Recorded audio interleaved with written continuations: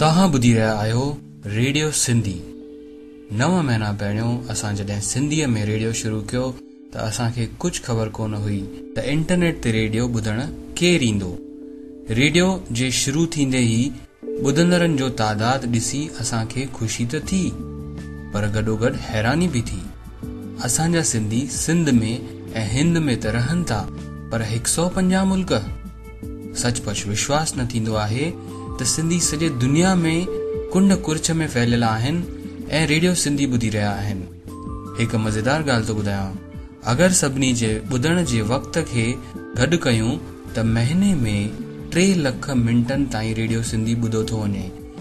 जनवरी 2011 खां वठी रेडियो सिंधी बिना रुकावट 24 कलाक हली रहियो आहे।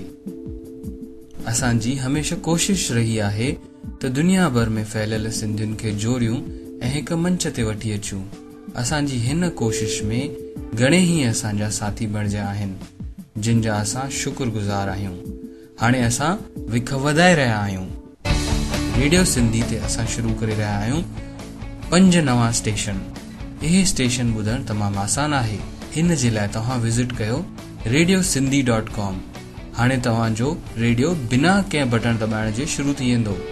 असां वेबसाइट ते हिकिड़ो स्लाइडर बि ॾिनो आहे, जंहिं में तव्हां पंहिंजी मनपसंद स्टेशन चूंडे सघंदा आहियो। स्टेशन चूंडण खां पोइ तव्हां ट्यून बटन खे दॿायो। ट्यून बटन खे दॿाईंदे ई इहा स्टेशन शुरू थी वेंदी। आहे न आसान। हिकु ॿी बि ख़ुशख़बरी आहे।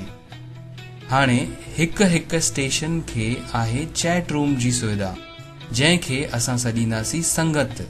संगत में जेके बि रेडियो प्रोग्राम जो मज़ो माणे रहिया आहिनि, पंहिंजा वीचार ज़ाहिर करे सघनि था। उहे ॿिया ॿुधंदड़ ॾिसी बि सघनि था ऐं जवाब में पंहिंजा आज़मूदा बि लिखी सघंदा।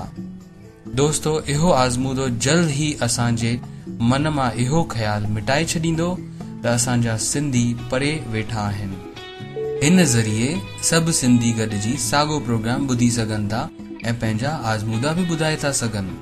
त तव्हां बि ॿुधो, पंहिंजे दोस्तनि खे बि ॿुधायो।